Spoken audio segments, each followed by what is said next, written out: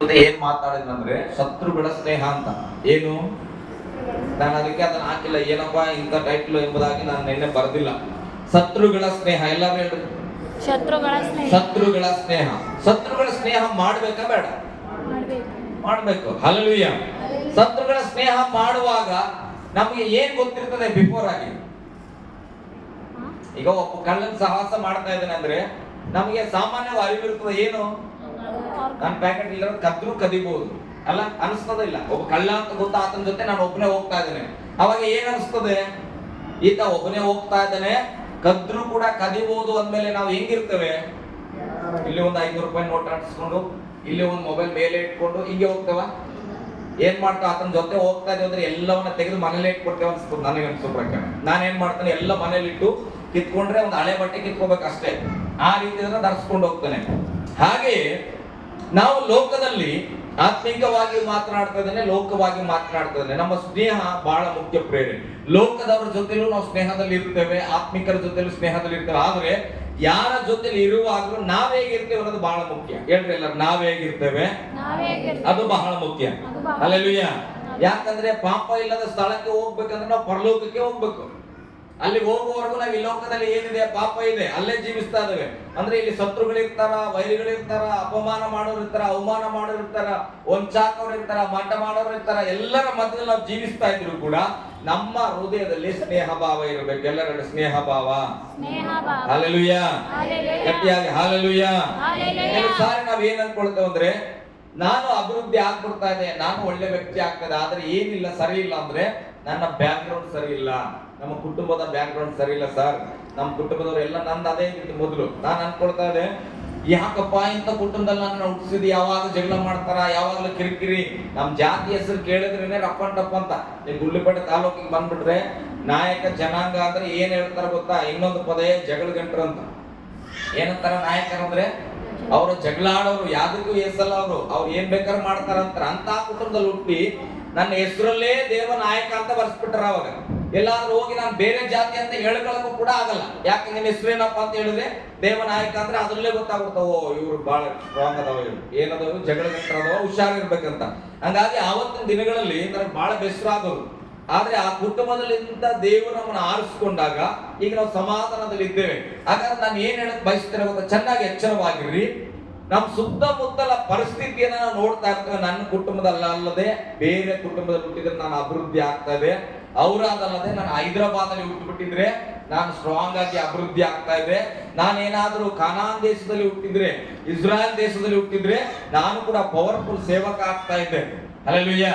ಬೆನ್ನಿನ ಸಭೆಯಲ್ಲಿ ಏನಾದ್ರೂ ನಾನು ಇದ್ದಿದ್ರೆ, ಸತೀಶ್ ಪಾಸ್ಟ್ ಸಭೆಯಲ್ಲಿ ಏನಾದ್ರೂ ನಾನು ಇದ್ದಿದ್ರೆ ದೊಡ್ಡ ಬಿಲಿವರ್ ಆಗ್ತಾ ಇದೆ. ಹೀಗೆ ನಾನಾ ರೀತಿಯಾದ ವೀಕ್ನೆಸ್ ಅನ್ನ ನಾವು ಮಾತನಾಡ್ತೇವೆ. ನಾವು ಮಾಡಕ್ಕಾಗಲ್ಲ, ಅದಕ್ಕೆ ನಾವ್ ಏನ್ ಮಾಡ್ತೇವೆ, ನಮ್ಮ ಹಿಂದೆ ಇರೋದನ್ನ ಸರಿ ಇಲ್ಲ ಅಂತ ಹೇಳ್ತೇವೆ. ಅದಕ್ಕೆ ಒಂದು ಗಾದೆ ಹೇಳ್ತದೆ, ಕುಣಿಲಾರದವನಿಗೆ ಎಲ್ಲ ಡೊಂಕಂತ. ಕುಣಿಯಕ್ಕೆ ನನಗೆ ಬರಲ್ಲ. ಈಗ ಅದಕ್ಕೆ ನಾನು ಏನ್ ಮಾಡ್ತಾನೆ, ಇಲ್ಲಿ ಬರ್ತಾನೆ, ಇಲ್ಲಿ ಕುಣಿ ಅಂತಂದ್ರೆ ಇಲ್ಲಿ ಜಾಗ ಸರಿಗಿಲ್ಲ, ಸ್ವಲ್ಪ ಡಿಜೆ ಇಲ್ಲ, ಅದಿಲ್ಲ ಅಂತ. ಹಲ್ಲೆಲೂಯಾ. ಯಾಕೆ, ನನಗೆ ಕುಣಿಯಕ್ ಬರಲ್ಲ. ಅದಕ್ಕೆ ನಾನು ಏನ್ ಮಾಡ್ತೇನೆ, ಬೇರೆ ಕಂಪ್ಲೇಂಟ್ ಹೇಳ್ತೇನೆ. ನಾವು ದೇವ್ರ ಮಕ್ಳು ಹಂಗ ಇರಬಾರ್ದು. ನನಗೆ ಕುಣಿಯಕ್ ಬರಲ್ಲ ಅಂದ್ರೆ ಏನ್ ಮಾಡ್ಬೇಕು? ಕುಣಿಯಕ್ ಬರಲ್ಲ, ಸ್ತೋತ್ರ ಆಯ್ತು. ನಾನು ಕುಣಿಯಕ್ ಬರಲ್ಲ ಹಂಗೆ ಇರ್ಬೇಕಾ? ಏನ್ ಮಾಡ್ಬೇಕು?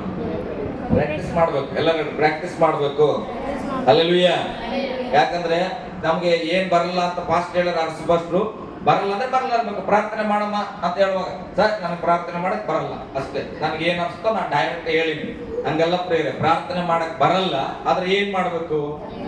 ಪ್ರಯತ್ನಿಸ್ಬೇಕು. ನಮ್ಮ ದೇವರು ಸರ್ವಶಕ್ತನಾದಂತ ದೇವರು, ಜೀವವುಳ್ಳ ಆತನು. ನಮ್ಮಲ್ಲೂ ಜೀವ ಇದೆ.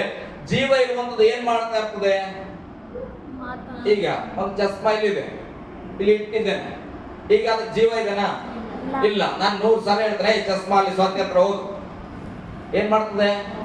ನಿಮ್ಗೆ ಸ್ಕೂಲಲ್ಲಿ ಹೇಳಿರ್ಬೇಕೇನೆ ಇದು ಎಲ್ಲ, ಸ್ಕೂಲ್ ಪಾಠ ಮಾಡ್ತಾರ. ಅದು ನಿರ್ಜೀವ ವಸ್ತು. ಆದ್ರೆ ಏನ್ ಮಾಡ್ತದೆ? ನೀನ್ 1000 ಸಾರಿ ಹೇಳಿದ್ರು ಕೂಡ ಅಲ್ಲಿಂದ ಹೋಗಲ್ಲ. ಈಗ ಇಲ್ಲಿ ನಮ್ಮ ರಾಕ್ಸನ್ ನಿಂತಿದನ ಅಂತ ಇಟ್ಕೊಡ್ರಿ, ಅವನಿಗೆ ರಾಕ್ಸನ್ ನೀನ್ ಆ ಕಡೆ ಹೋಗಂತ ಹೇಳ್ತೇವೆ. 1 ಸಾರಿ ಹೋಗಲ್ಲ, 2 ಸಾರಿ ಹೋಗಲ್ಲ. ಯಾಕೋ ಹೋಗ್ತಾ ಇಲ್ಲ ಅಂತಂದ್ರೆ ಏನ್ ಮಾಡ್ತಾನ? ಹೋಗ್ತಾನ. ಯಾಕೆ ಹೋಗ್ತಾನ? ಜೀವ. ಆತನಲ್ಲಿ ಜೀವ ಇದೆ ಪ್ರಿಯರೇ. ಹಾಗಾದ್ರೆ ಈಗ ನಮ್ಮಲ್ಲಿ ಜೀವ ಇದನೇ ಇಲ್ಲ. ಎಸ್. ನಮ್ಮಲ್ಲಿ ಜೀವ ಇದ್ರೆ ದೇವರ ವಾಕ್ಯ ಹೇಳ್ತದೆ ನೀನ್ ಪ್ರಾರ್ಥಿಸ್ಬೇಕು. 1 ದಿನ ಬರಲ್ಲ, 2 ದಿನ ಬರಲ್ಲ, 3 ದಿನ ಬರಲ್ಲ. ಜೀವ ಇದ್ರೆ ಏನ್ ಮಾಡ್ತೇವೆ? ಪ್ರಾರ್ಥನೆ ಮಾಡೋದನ್ನ ಕಲ್ತ್ಕೊಳ್ತೇವೆ. ಎಲ್ಲರೂ ಹೇಳಿ, ಪ್ರಾರ್ಥನೆ ಮಾಡುವುದನ್ನ ಕಲಿಯುತ್ತೇವೆ. ಹಲ್ಲೆಲೂಯಾ. ನೀವೆಲ್ಲರೂ ಪ್ರಾರ್ಥನೆ ಮಾಡೋದನ್ನ ಕಲಿಬೇಕು. ಓಕೆ, ನಾನು ಶತ್ರುಗಳ ಬಗ್ಗೆ ಬರ್ತಾ ಇದ್ದೇನೆ. ಹಾಗಾದ್ರೆ ಇಲ್ಲಿನ ಜನ ಸರಿ ಇಲ್ಲ, ಇಲ್ಲಿನ ವಾತಾವರಣ ಸರಿ ಇಲ್ಲ, ಅದಕ್ಕೆ ನಾನು ಹಿಂಗಿದ್ದೇನೆ ಅನ್ನೋದು ನೆಪ ಪ್ರೇರೆ. ಸೈತಾನನು ನಮ್ಮ ಹೃದಯದಲ್ಲಿ ಹಾಕ ಆಲೋಚನೆ ಏನು ಗೊತ್ತಾ? ನೀನು ಶುದ್ಧ ಆಗ್ತಾ ಇದೆ, ನಿನ್ ಕುಟುಂಬ ಚಂದಿಲ್ಲ, ನಿನ್ ಮನೆ ಚಂದಿಲ್ಲ, ನೀನು ಓದ ವಾತಾವರಣ ಚಂದಿಲ್ಲ, ನೀನು ಓದಿದ ಸ್ಕೂಲ್ ಚೆನ್ನಾಗಿಲ್ಲ, ನೀನು ಬೆಳೆದಿದ್ದ ಏರಿಯಾ ಚೆನ್ನಾಗಿಲ್ಲ, ಅದಕ್ಕೆ ನೀನ್ ಹಿಂಗಿದ್ಯಾ ಅಂತ ಸೈತಾನ ಹೇಳ್ತಾರೆ. ಆದ್ರೆ ವಾಕ್ಯ ಕೇಳಿದ್ಮೇಲೆ ನಾವ್ ಹೇಳ್ಬೇಕು, ಆ ಪ್ರಾಂತದಲ್ಲಿ ಇದ್ರೂ ಕೂಡ ನಾನು ಬೆಳಿತೇನೆ. ಹಲ್ಲೆಲೂಯಾ. ಗಟ್ಟಿಯಾಗಿ ಹಲ್ಲೆಲೂಯಾ.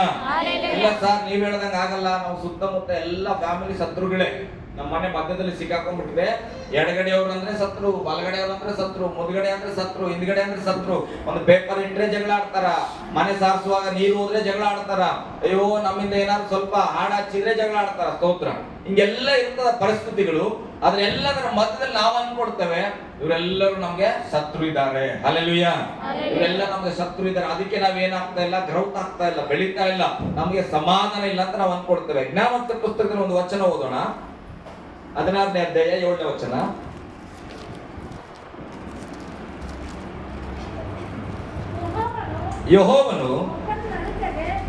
ಯೆಹೋವನು ಒಬ್ಬನ ನಡತೆಗೆ ಮೆಚ್ಚಿದರೆ ಅವನು ಶತ್ರುಗಳನ್ನು ಇಲ್ಲಿ ವಚನ ಹೇಳ್ತದೆ. ನೀವು ಚೆನ್ನಾಗಿ ಅರ್ಥ ಮಾಡ್ಕೊಡ್ರಿ. ಲೌಕಿಕವಾಗಿ ನಾವು ಯೋಚನೆ ಮಾಡೋದಂದ್ರೆ, ನಮ್ಮ ಶತ್ರು ಯಾರಾದ್ರೂ ಇದ್ರೆ ಲೋಕದವ್ರು ಏನ್ ಐಡಿಯಾ ಕೊಡ್ಬೋದು ಗೊತ್ತಾ ನಮ್ಗೆ? ನೀನ್ ಅವ್ನಿಗೊಂದು 10 ರೂಪಾಯಿ ಕೊಟ್ಬಿಡು, ಸಹಾಯ ಮಾಡು, ಕಷ್ಟ ಬಂದಾಗ ನೀನು ಅವ್ನಿಗೆ ಸಹಾಯ ಮಾಡ್ಬಿಡು, ಅವ್ನು ಇಡ್ಲಿ ಕೇಳಿದಾಗ ನಿನ್ ಚಟ್ನಿನ ಸೇರಿಸ್ಕೊಡು. ಹಂಗಾದ್ರೆ ಏನಾಗ್ತದೆ? ಶತ್ರು ಜೊತೆಯಲ್ಲಿ ಸ್ನೇಹ ಬೆಳೀತದೆ. ಹಲ್ಲೆಲೂಯಾ. ಅವ್ರಿಗೆ ನಾವ್ ಏನಾದ್ರೂ ಕೊಡ್ತಾ ಹೋದ್ರೆ ಏನಾಗ್ತದೆ? ಸ್ನೇಹ ಬೆಳೀತದೆ ಅಂತ ಹೇಳ್ತದೆ. ಆದ್ರೆ ಆತ್ಮೀಕವಾದ ರೂಟ್ ಹಂಗಲ್ಲ ಪ್ರೇರೆ. ನಾವೇನು ಅವರಿಗೆ ಆಹಾರ ಕೊಡುವುದರ ಮುಖಾಂತರ, ಹಣ ಕೊಡುವುದರ ಮುಖಾಂತರ ಸ್ನೇಹ ಮಾಡೋದಲ್ಲ, ಅಥವಾ ಅವ್ರು ಹೆಂಗಿರ್ಬೇಕಂತ ಬಯಸ್ತಾರೋ ಹಂಗೆ ನಾವು ಇದ್ಬಿಡೋದು. ಅಲ್ಲಲ್ಲಿ ಅವ್ರ ಶತ್ರು ಅಂದ್ರೆ ಅವ್ರು ಹೆಂಗ್ ಹೇಳ್ತಾರಪ್ಪ ಹಂಗೆ ಇದ್ಬಿಟ್ರೆ ಆಯ್ತು, ಸ್ತೋತ್ರ, ಅವ್ರ ಜೊತೆ ನಾವು ಫ್ರೆಂಡ್ಶಿಪ್ ಆಗಿ ಇರ್ತೇವೆ. ಆ ರೀತಿಯಾಗಿ ಅಲ್ಲ ಪ್ರೇರ. ಆತ್ಮಿಕವಾದ ರೂಟ್ ಬದಲಾವಣೆ ಇದೆ. ವಚನ ಹೇಳ್ತದೆ, 7ನೇ ವಚನ ಓದುವಾಗ, ದೇವರು ಒಬ್ಬ ಮನುಷ್ಯನ ನಡತೆಗೆ ಮೆಚ್ಚಿದರೆ. ಹಲ್ಲೆಲೂಯಾ. ಗಟ್ಟಿಯಾಗಿ ಹಲ್ಲೆಲೂಯಾ. ಶತ್ರುಗಳನ್ನ ಮಿತ್ರರಾಗಿ ಮಾಡ್ಕೊಳ್ಳತಕ್ಕಂತ ಒಂದು ನಿಯಮ ಇದೆ ಬೈಬಲ್ ಅಲ್ಲಿ. ಅದು ಹೇಗೆ ಅಂದ್ರೆ, ಅವ್ರು ಕೇಳಿದಾಗೆಲ್ಲ ಅವ್ರ ಜೊತೆಯಲ್ಲಿ ಹೋಗೋದು. ಶಾಪಿಂಗ್ ಬರ್ತೇನೆ, ನಾನು ಬರ್ತೇನೆ ಅಕ್ಕ ನಡಿ. ಮದುವೆಗೆ ಬರ್ತೇನೆ, ಬರ್ತೇನೆ ನಡಿ. ಆಯ್ತು. ನಾನು ಎಲ್ಲೋ ಹೊರಗೆ ಹೋಗ್ಬೇಕು, ಬರ್ತೇನೆ, ಆಯ್ತು. ಯಾವಾಗ ಕರೆದ್ರು ಕೂಡ ಹೋದ್ರೆ ಸ್ನೇಹ ಗಟ್ಟಿ ಆಗ್ಬಿಡ್ತದೆ. ಹಲ್ಲೆಲೂಯಾ. ಸ್ತೋತ್ರ. ಹಲ್ಲೆಲೂಯಾ. ಏನಾಗ್ತದೆ? ಈಗ ಸಂಬಂಧ ಗಟ್ಟಿ ಆಯ್ತು, 1 ವಾರ ಆಯ್ತು, ಬಹಳ ಪ್ರೀತಿ, ಇಬ್ಬರಿಗೂ ಸ್ನೇಹ ಬೆಳೀತು. ಈಗ 1 ವಾರ ಆಗಿದ್ಮೇಲೆ ಬರ್ತೀನಮ್ಮ, ನಾನು ಸ್ವಲ್ಪ ಶಾಪಿಂಗ್ ನಡೆದ, ಅಕ್ಕ ನನ್ಗೆ ಸ್ವಲ್ಪ ಆರಾಮಿಲ್ಲ, ನಾನು ಬರಕ್ಕಾಗಲ್ಲ ಅಂತ ಹೇಳ್ತೀವಿ. ಆಕೆ ಹೋಗ್ತಾಳ ಶಾಪಿಂಗ್. ಈಗ ಬರೋಷ್ಟ್ರಲ್ಲಿ ಈಗ ಆರಾಮ ಆಗ್ಬಿಡ್ತು. ಅಕಸ್ಮಾತ್ ಹೋಗುವಾಗ ಆಕೆ ಕರೆದಾಗ ನಿನ್ ತಲೆ ನೋಯಿಸ್ತಾ ಇತ್ತು, ನಿಜವಾಗಿ ತಲೆ ನೋಯ್ತಾ ಇದಕ್ಕೆ ನಾನು ಬರಲ್ಲ ಅಂದೆ. ಈಗ ಆಕೆ ಶಾಪಿಂಗ್ ಮಾಡ್ಕೊಂಡು 2 ಗಂಟೆ ಆಗಿದ್ಮೇಲೆ ಮನೆ ಬರ್ತಾಳ. ಅವಾಗ ನೀನ್ ಏನ್ ಮಾಡಿಯಾ? ಸ್ನಾನ ಮಾಡಿ ಡ್ರೆಸ್ ಮಾಡ್ಕೊಂಡು ಮಸ್ತ್ ಹೊರಗೆ ನಿಂತೀಯ ಮಾತಾಡ್ಕೋತ. ಅವಾಗ ಆಕೆ ಏನಂತಾಳ? ಈಕಿ ನನ್ನ ಜೊತೆಗೆ ಬರ್ಬೇಕಾಗ್ತದ ಅಂತ ಹೇಳಿ ತಲ್ಲಿನೂ ಅಂತ ಹೇಳಲ್ಲ. ಈಕಿ ಎಂತ ದೋಸ್ತಳ, ಈಕಿಗೆ ಒಂದಿನ ಮಾಡ್ತಾನೆ. ಹಲ್ಲೆಲೂಯಾ. ಲೋಕದ ರೀತಿಯಲ್ಲಿ ನಾವು ಫ್ರೆಂಡ್ಶಿಪ್ ಅನ್ನ ಬೆಳೆಸ್ಕೊಂಡ್ರೆ ಅದು ಶಾಶ್ವತವಾಗಿರಲ್ಲ. ಅದಕ್ಕೆ ನಾನು ಹೇಳುವ ಸಂಗತಿ ಏನ್ ಗೊತ್ತಾ? ಬೈಬಲ್ ಅಲ್ಲಿ ಏನ್ ಹೇಳ್ತದೆ? ಒಬ್ಬ ಶತ್ರುವನ್ನ ಮಿತ್ರರನ್ನಾಗಿ ನೀವು ಮಾಡ್ಕೊಳ್ಬೇಕಂತ ಮನಸ್ಸಿದ್ರೆ, ನಮ್ಮ ಸುತ್ತಮುತ್ತ ಎಲ್ಲ ಜನರನ್ನ ಜೊತೆಲಿ ನಾವು ಪ್ರೀತಿಯಿಂದ ಇರಬೇಕಂದ್ರೆ ಮೊದಲು ನಾವು ದೇವರಿಗೆ ಮೆಚ್ಚುಗೆ ಆಗ್ಬೇಕ್ರಿ. ಹಲ್ಲೆಲೂಯಾ. ಗಟ್ಟಿಯಾಗಿ ಹಲ್ಲೆಲೂಯಾ. ಇಲ್ಲಿ ವಾಕ್ಯ ಹೇಳ್ತಾ ಮತ್ತೊಂದು ಸರಿ ಓದ್ ಮಗ ಅದನ್ನ ಸ್ಪಷ್ಟವಾಗಿ. ಯೆಹೋವನು ಒಬ್ಬನ ನಡತೆಗೆ ಮೆಚ್ಚಿದರೆ ಅವರ ಶತ್ರುಗಳನ್ನ ಮೊದಲು ನಮ್ಗೆ ಹೆಚ್ಚಾಗಿ ಶತ್ರುಗಳಾಗ್ತಾ ಇದ್ರೆ, ನಮ್ಗೆ ಹೆಚ್ಚಾಗಿ ವೈರಿಗಳಾಗ್ತಾ ಇದ್ರೆ, ನಮ್ಮ ಮನಸ್ಸನ್ನ ಯಾವ ಕಡೆಗೆ ನಡೆಸ್ಬೇಕಂದ್ರೆ ವೈರಿಗಳ ಕಡೆಗೆ ಅಲ್ಲ. ವೈರಿಗಳ ಬಗ್ಗೆ ಅಭ್ಯಾಸ ಮಾಡೋದಲ್ಲ. ವೈರಿ ಏನ್ ಇಷ್ಟಪಡ್ತಾನೆ, ಏನಾದ್ರೆ ಸಂತೋಷ ಪಡ್ತಾನೆ, ಅದಲ್ಲ. ನನ್ನ ದೇವರು ಏನ್ ಇಷ್ಟಪಡ್ತಾನೆ, ನನ್ನ ದೇವರು ಏನನ್ನ ಬಯಸ್ತಾ ಇದ್ದಾನೆ ಅಂತ ನಾನು ನನ್ನ ನಡತೆಯನ್ನ ದೇವರಿಗೆ ಮೆಚ್ಚಿಸಿಕೊಂಡ್ರೆ ಬೈಬಲ್ ಹೇಳ್ತದೆ, ಆ ಶತ್ರುವನ್ನ ನಿನಗೆ ಮಿತ್ರರಾಗಿ ಮಾಡುವನು. ಹಲ್ಲೆಲೂಯಾ. ಗಟ್ಟಿಯಾಗಿ ಹಲ್ಲೆಲೂಯಾ. ಇದು ಹೆಂಗಾಗ್ತದ ಪಾಸ್ಟ್ರೆ? ನೀವು ಹೇಳಿದ್ದೆಲ್ಲ ನಂಬಕ್ಕಾಗಲ್ಲ ಅಂತ ಅನ್ನೋದಾದ್ರೆ ನಾನು ಕೂಡ ನಿಮ್ಮ ಹಾಗೇನೆ ಮುಂಡ್ರದೇ ನಂದು ಅಷ್ಟು ಈಜಿಯಾಗಿ ಏನನ್ನ ನಂಬಲ್ಲ. ಬೈಬಲ್ ಅಲ್ಲಿ ನನಗೆ 16 ಟ್ಯಾಬ್ಲೆಟ್ಸ್ಗಳು ಬರ್ಬೇಕು. ಹಲ್ಲೆಲೂಯಾ. ನನಗೆ ಗವರ್ಮೆಂಟ್ ಹಾಸ್ಪಿಟಲ್ ಅಲ್ಲಿ ಏನ್ ಕೊಡ್ತಾರ, ಪ್ಯಾರಾಸಿಟಮಲ್ ಕೊಡ್ತಾರಲ್ಲ, ಅದು ನುಂಗಿ ನುಂಗಿ ನುಂಗಿ ಜ್ವರ ಸರಿಯಾಗಿ ಹೋಗಲ್ದೆ ನನಗೆ ಏನಾಗ್ಬಿಟ್ಟದೆ, ನಂಬಿಕೆ ಹೋಗ್ಬಿಟ್ಟದ. ಎಷ್ಟೇ ಜ್ವರ ಬಂದ್ರೆ ಅದನ್ನ ಹಾಕೊಡ್ರಿ ಅಂದ್ರೆ ನನಗೆ ವಿಶ್ವಾಸ ಬರಲ್ಲ. ಅದಕ್ಕೆ ಏನ್ ಮಾಡ್ಬೇಕು, ನಮಗೆ ಒಂದು ದೊಡ್ಡ ಇಂಜೆಕ್ಷನ್ ಕೊಡ್ಬೇಕು. ಹಲ್ಲೆಲೂಯಾ. ನನ್ನ ಬಗ್ಗೆ ನಾನು ಹೇಳ್ತದೆ, ಹಂಗೆ ಕೆಲವ್ರಿಗೆ ಏನಾಗಿರ್ತದೆ, ಇದು ಹೇಳಿ ಹೇಳಿ ಹೇಳಿ ಇದಾಗಲ್ಲ ಅನ್ನುವಾಗ ಯಾರ್ದಾದ್ರೂ ಪಕ್ಕದಲ್ಲಿ ನಮ್ಮ ಎದುರುಗಡೆನೆ ಒಬ್ರು ಒಂದು ಟ್ಯಾಬ್ಲೆಟ್ ತಿಂದ ತಕ್ಷಣ ಜ್ವರ ಹೋಗಿದ್ರೆ ಏನಾಗ್ತದೆ ನಮ್ಗೆ, ವಾ ಇದು ಕೆಲಸ ಮಾಡ್ತದಪ್ಪ, ಎಷ್ಟು ಜ್ವರ ಇದ್ದಿತ್ತು 120 ಇತ್ತು, ಅದನ್ನ ತಿಂದ ತಕ್ಷಣ ಹೋಗ್ಯದಂದ್ರೆ ನಂಬಿಕೆ ಬರ್ತದ. ಹಾಗೆ ಇಲ್ಲಿ ವಾಕ್ಯವನ್ನು ನಾವು ನೋಡೋಣ. ದಾನಿಯೇಲನ ಪುಸ್ತಕಕ್ಕೆ ಬಂದ್ರಿ, ಸ್ವಲ್ಪ ಡೀಪ್ ಆಗಿ ನನ್ನ ಜೊತೆಲಿ ಇರ್ರಿ. ದಾನಿಯೇಲನ ಪುಸ್ತಕ 1ನೇ ಅಧ್ಯಾಯ 1ನೇ ವಚನದಿಂದ ಕೆಲವು ವಚನ ಓದೋಣ. 1ನೇ ವಚನ ಬೇಗ ಓದ್ರಿ.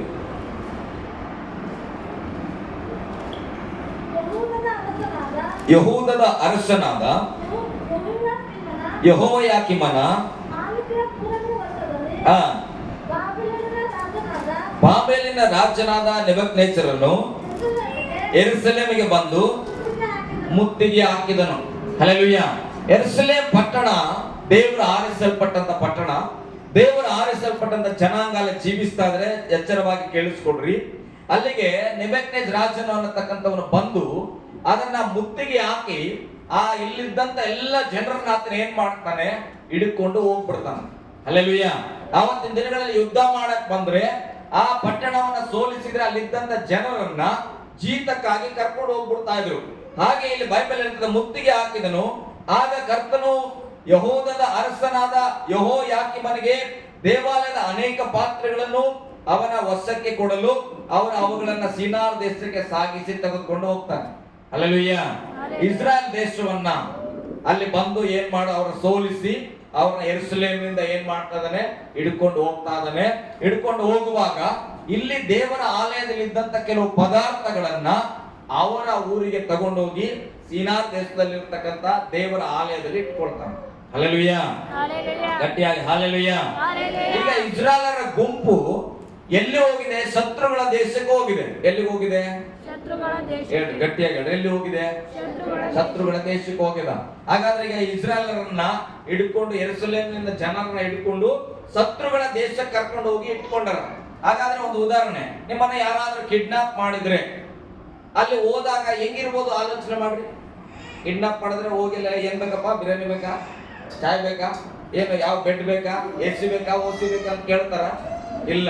ಆತರ ಕಟ್ಟಾಕಿ ಆತನಿಗೆ ಬೇಕಾದ ಕೆಲಸ ಮಾಡಿಸ್ಕೊಡಿದ್ರೆ ಕೆಲಸ ಮಾಡಿಸ್ಕೊತಾನೆ, ಏನ್ ಕೊಡ್ತಾನೆ ಅದನ್ನ ತಿನ್ಬೇಕು ಅಂತ ಪರಿಸ್ಥಿತಿಯಲ್ಲಿ ಈಗ ಯೆರೂಸಲೇಮ್ ಪಟ್ಟಣದ ಜನ ಅಲ್ಲಿ ಇದ್ದಾರೆ. ಹಲ್ಲೆಲೂಯಾ. ಗಟ್ಟಿಯಾಗಿ ಹಲ್ಲೆಲೂಯಾ.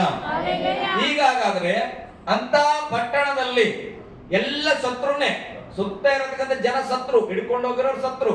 ಅಂತ ಸ್ಥಳದಲ್ಲಿ ಅವರನ್ನ ಮಿತ್ರರನ್ನಾಗಿ ಮಾಡಿಕೊಳ್ಳೋದು ಹೇಗೆ? ಹಲ್ಲೆಲೂಯಾ. ಗಟ್ಟಿಯಾಗಿ ಹಲ್ಲೆಲೂಯಾ. ಅದನ್ನ ಇವತ್ತು ನಾವು ಕಲಿತಾ ಇದ್ದೇವೆ. ಅಲ್ಲಿ ಎಲ್ಲರನ್ನ ಹಿಡ್ಕೊಂಡು ಹೋದಾಗ ಮುಂದೆ ಒಂದು ಸಂಗತಿ ಓದೋಣ. 4ನೇ ವಚನ ಓದ್ರಿ. ಮತ್ತು ಪ್ರಧಾನರಲ್ಲಿ ಅಂಗದೋಷ ಇಲ್ಲದವರು ಸುಂದರರು ಸಮಸ್ತ ಶಾಸ್ತ್ರಜ್ಞರು ಪಂಡಿತರು ವಿದ್ಯಾನಿಪುಣರು ರಾಜಾಲಯದಲ್ಲಿ ಸನ್ನಿಧಿ ಸೇವೆ ಮಾಡಲು ಸಮರ್ಥರು ಆದ ಕೆಲವು ಯುವಕರನ್ನ ಇಲ್ಲಿಗೆ ಕರೆತಂದು ಅವರಿಗೆ ಕಸ್ದೀಯ ಪಂಡಿತರ ಭಾಷೆಯನ್ನು ಶಾಸ್ತ್ರಗಳನ್ನು ಕಲಿಸಬೇಕೆಂಬುದಾಗಿ ಅಪ್ಪಣೆ ಕೊಟ್ಟನು. ಹಲ್ಲೆಲೂಯಾ. ನೆಬೂಕದ್ನೆಚ್ಚರ ರಾಜನ ಏನ್ ಹೇಳ್ತಾನೆ, ಹಿಡ್ಕೊಂಡು ಹೋಗ್ಯಾರಲ್ಲ ಆ ದಾಸತ್ವದಲ್ಲಿ ಇರತಕ್ಕಂಥ ಯೆರೂಸಲೇಮ್ ಪಟ್ಟಣದಲ್ಲಿ ಆ ಜನರನ್ನ ಅವರ ಊರಲ್ಲಿ ಕರ್ಕೊಂಡು ಹೋಗಿ ಇಟ್ಕೊಂಡು ಅವರಲ್ಲಿ ಸುಂದರವಾಗಿರ್ಬೇಕು ನೋಡ್ಲಿಕ್ಕ. ಯಾವುದೇ ಹಂಗ ಲ್ಯಾಪ್ಸ್ ಆಗಿರ್ಬಾರ್ದು, ಕಿರುಬೆರಳಾಗ್ಲಿ ಕಾಲಾಗ್ಲಿ ಹೋಗಿರ್ಬಾರ್ದು, ಶುದ್ಧವಾಗಿರ್ಬೇಕು. ಯಾಕೆ? ಅವರ ದೇವರ ಸನ್ನಿಧಿಯಲ್ಲಿ ಕೆಲಸ ಮಾಡುವವರು. ಹಂಗಾಗಿ ರಾಜ್ಯ ಆಲಯದಲ್ಲಿ ಕೆಲಸ ಮಾಡೋರು ಅಂತವ್ರು ಪರಿಪೂರ್ಣವಾಗಿರ್ಬೇಕು. ಹೆಂಗಿರ್ಬೇಕ್ರಿ? ಪರಿಪೂರ್ಣ ಅಂತ ಹೇಳ್ರಿ.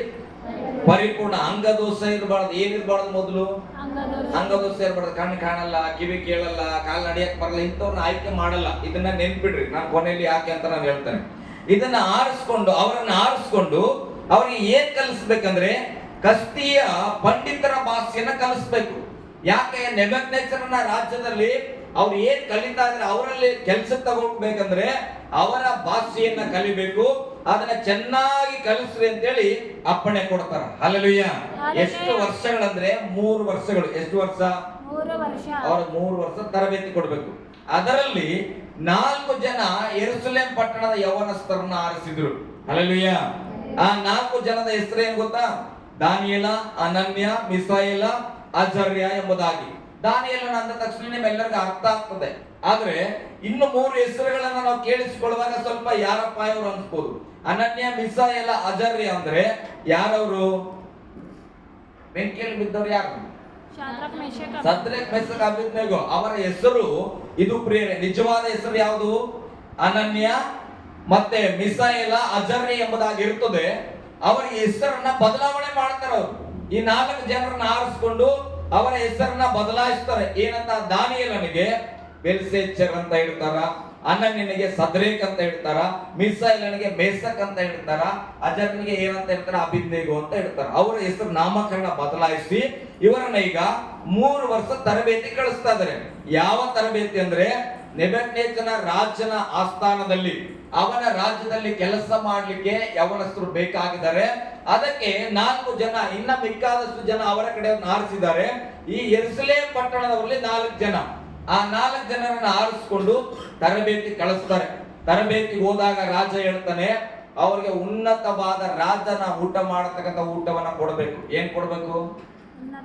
ರಾಜ ಏನು ಉನ್ನತವಾಗಿ ಊಟ ಮಾಡ್ತಾನೋ ಆ ಊಟವನ್ನ ಅವ್ರಿಗೆ ಕೊಡ್ಬೇಕು. ಅವ್ರು ದಷ್ಟಪುಷ್ಟವಾಗಿ ಬೆಳಿಬೇಕು, ಸೌಂದರ್ಯವಾಗಿರ್ಬೇಕು.